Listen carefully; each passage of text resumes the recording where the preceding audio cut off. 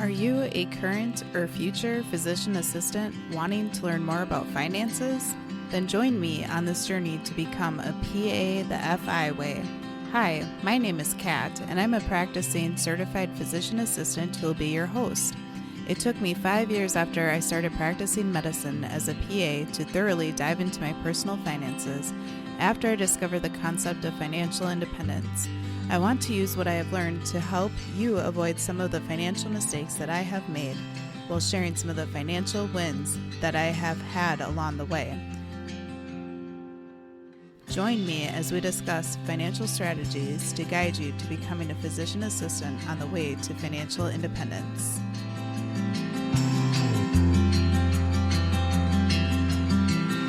Welcome back, everyone, to the PA the FI Way podcast. I'm your host, Kat, and thank you so much for tuning in and taking a listen so you can learn more about financial independence.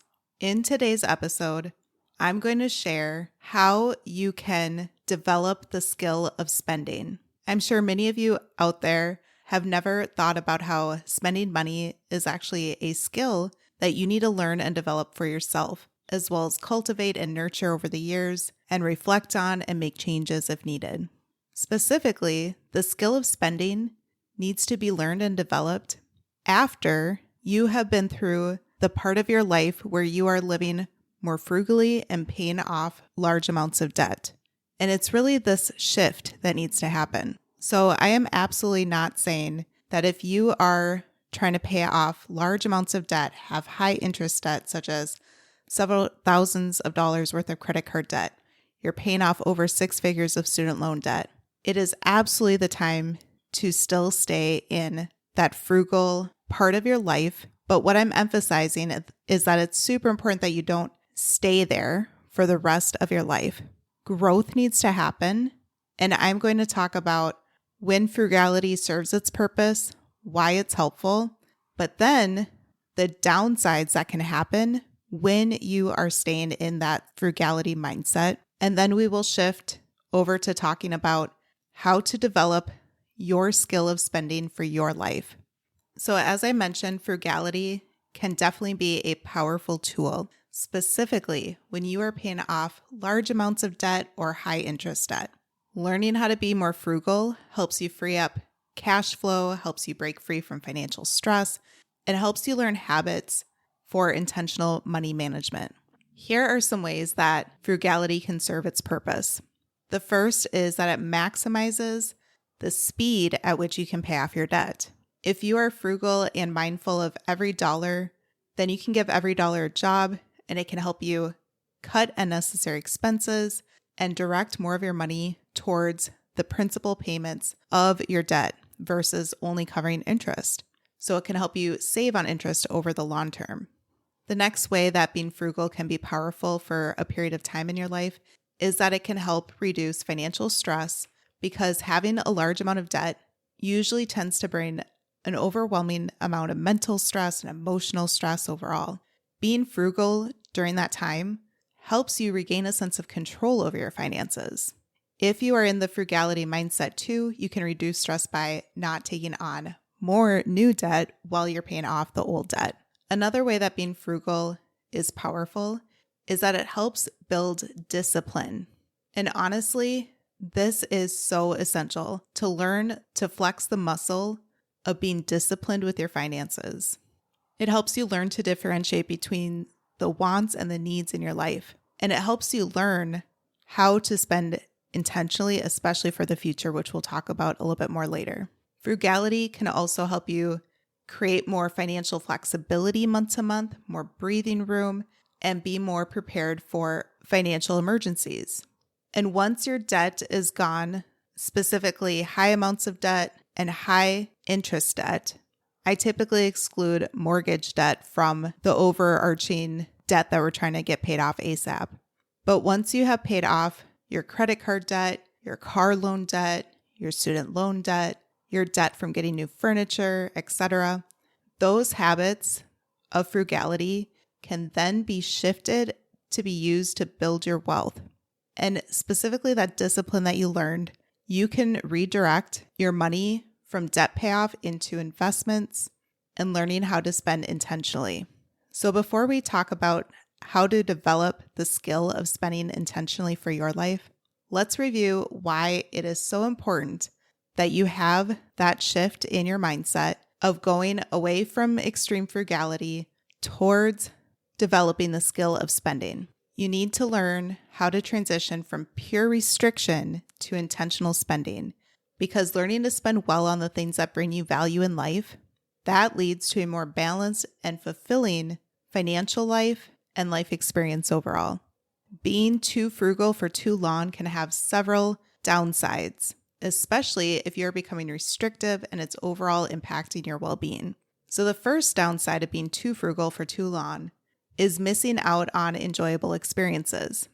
If you are being all consumed and only prioritizing saving your money, that can lead you to skip experiences that bring joy to your life. Things like travel, hobbies, dining out with your friends or family.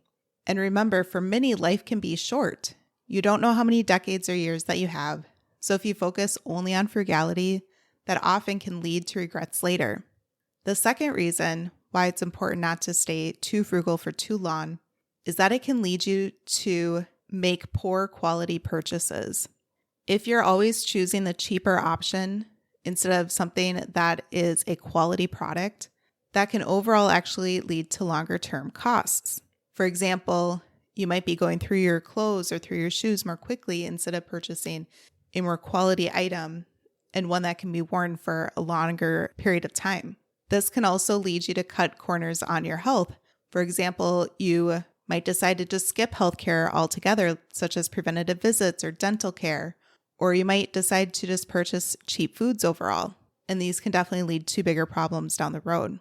One of the most important reasons why practicing extreme frugality for long term can be a hindrance for your growth is that it can lead to strained relationships. For example, extreme frugality can create tension in the relationships that you have with your partner or other loved ones in your life, especially if you're wanting to be really frugal and the other one wants to enjoy spending their money. Also, if you're incredibly frugal, that could limit social outings and lead you to become more isolated. And that can eventually lead to impact your mental health overall too. Being too frugal for too long can cause you to stay in a scarcity mindset too long, which can lead to anxiety. And this is because you're always constantly worrying about money, which can lead to further stress, even if you are actually financially stable. If you have a scarcity mindset, it can prevent you from recognizing when it's actually okay to spend and enjoy your life. Extreme frugality can also lead to delayed gratification that actually never ends. I am definitely one that can lean towards delayed gratification. I'm absolutely not impulsive, and I can say, oh, I can do that another day and enjoy that another time, or maybe I'll purchase that in the future. I definitely don't need it right now. Well, for some things or some experiences, that delayed gratification could actually never end, and actually the day may never come where the money is spent for that item or for that experience.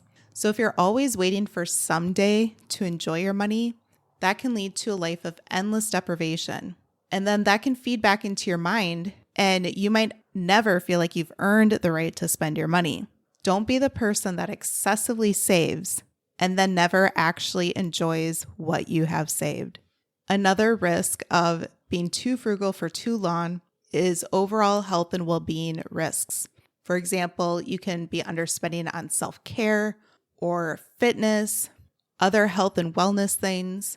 Maybe you are refusing to spend your money on your mental health, such as therapy sessions or other forms of stress relief, even vacations and using your PTO, which is really important as well. And this can lead to burnout. If you haven't already, go back and take a listen to episode 138, which is PTO Power, why you need to take your time off guilt-free.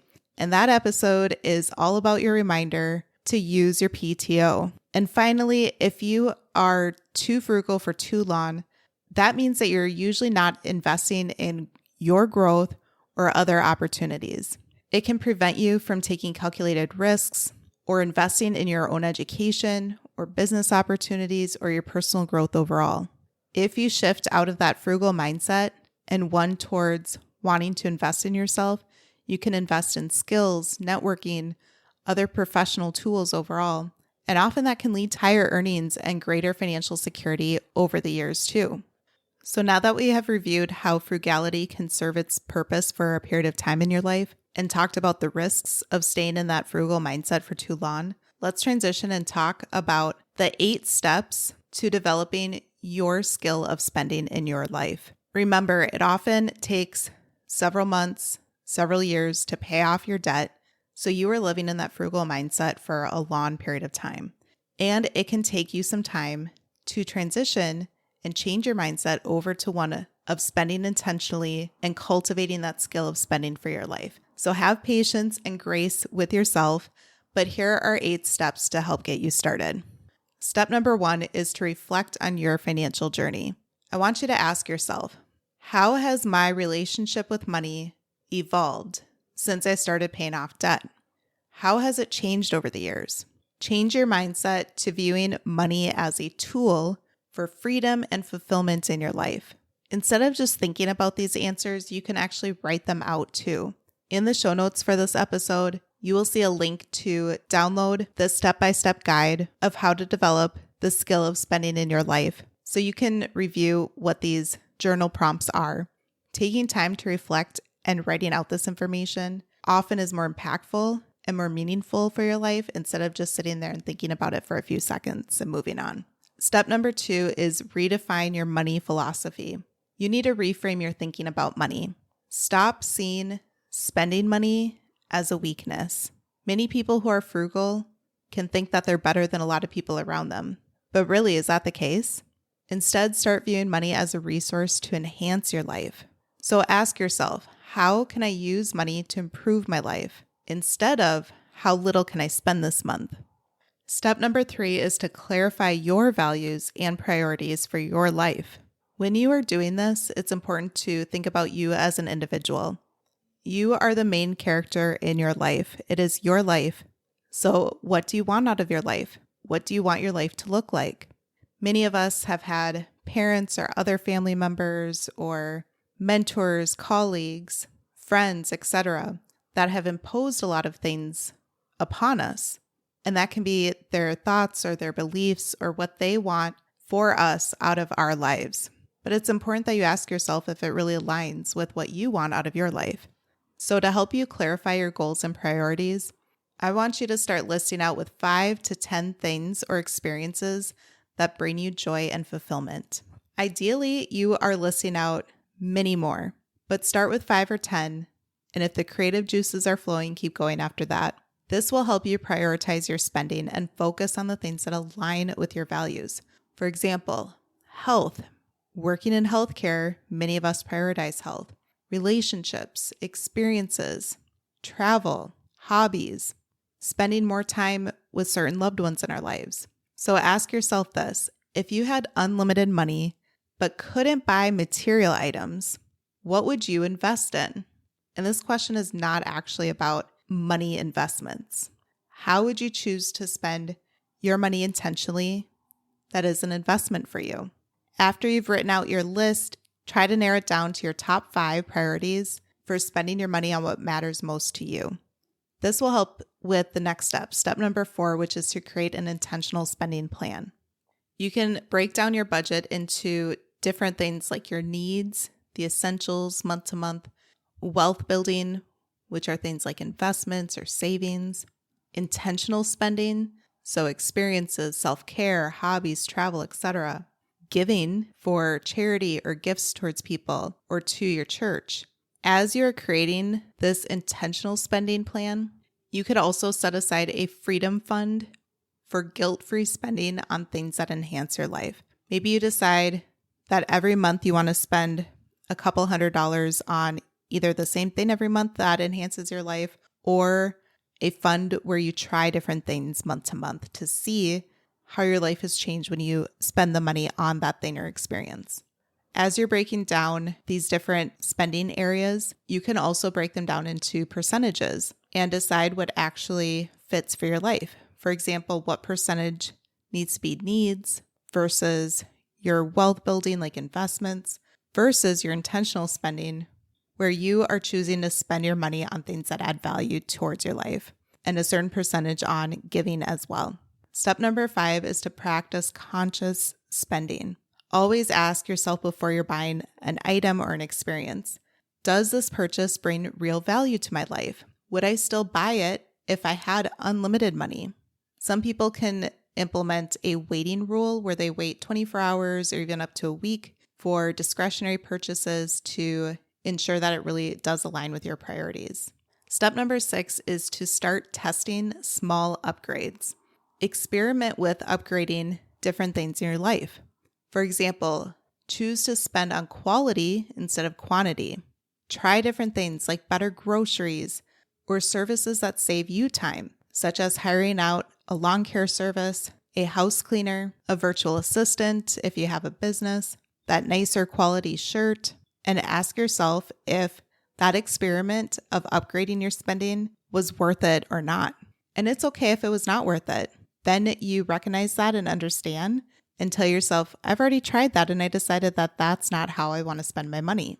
I challenge you to try one upgrade per month and then take the time to reflect on whether or not it improved your life, whether or not it enhanced your life. Step number 7 is to overcome guilt around spending.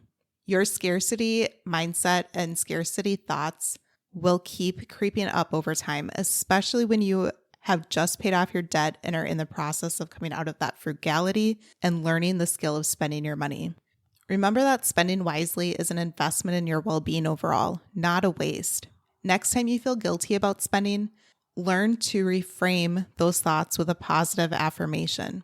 For example, instead of thinking, I shouldn't spend my money on this, say, I choose to invest in this because it enhances my life. And remember, money is renewable, but time and experiences are not. And finally, step number 8 is to build long-term abundance habits. Focus on sustainable spending for you, meaning that you are still investing and meeting your wealth building goals while you're practicing intentional spending with the rest of your money. Learn to set abundance-based financial goals. For example, giving generously, building your wealth, spending your money on an abundant life where you are designing your dream lifestyle. Focus on wealth creation, not just wealth preservation. So what does that mean? Don't focus on only saving and hoarding your money. Instead, focus on using your money as a tool to create and build your wealth. And again, not just financial wealth, not just wealth in terms of money, but other forms of wealth. Prioritizing things like your mental and your physical health, your social connections and relationships, your community. Nurture those types of wealth creation as well. As you're building these long-term abundance habits, it's so important that you reflect and you adjust. So regularly revisit and reflect on your spending habits. That could look like once a month, once a quarter, and then adjust as your goals or your values change over time. To help you figure out what abundance looks like in your life, here are 2 ideas that you can do. You can decide which one seems more practical and easy and more fun for you to do as well. The first is you can create a vision board. Vision boards could literally be physical up on a wall or digital on your computer, and you can compile different images that represent the life that you are wanting to build. This will help you visualize your financial future and align your spending with your goals. For example, you could put on your vision board where you want to live, what type of housing you want to live in, the people that you want to live close to or spend your time with, the places that you want to see and visit.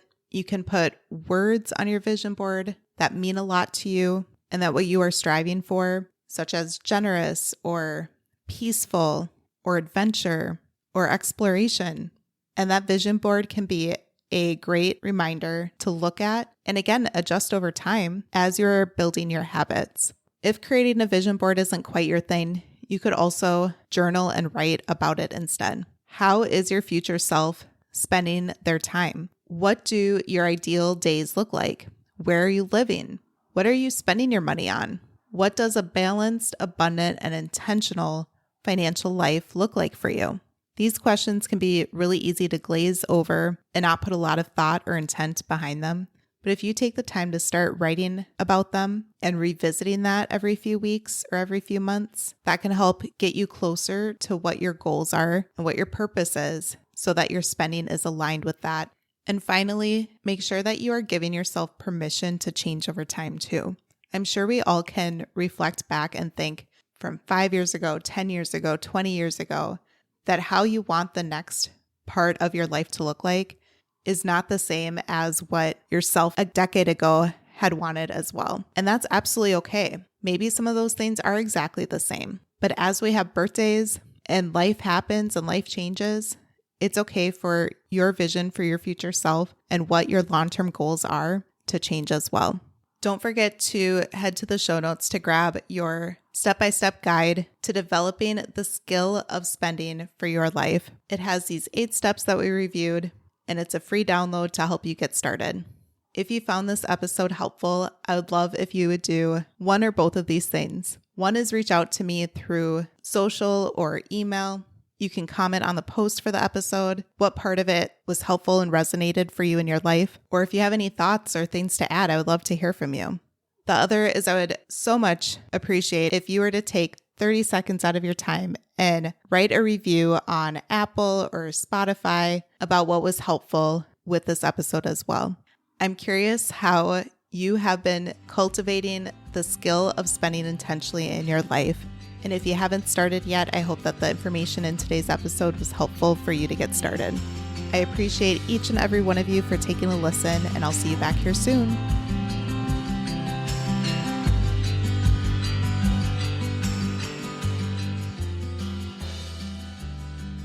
Thank you for tuning in, and I hope that you decide to continue to join me along this journey of becoming a PA the FI way. Please take a moment to press the subscribe button on the platform that you are listening to this on, but more importantly, consider sharing with another current or future PA that could benefit from the information that we reviewed in this episode. Take care and have a great rest of your day. Until next time.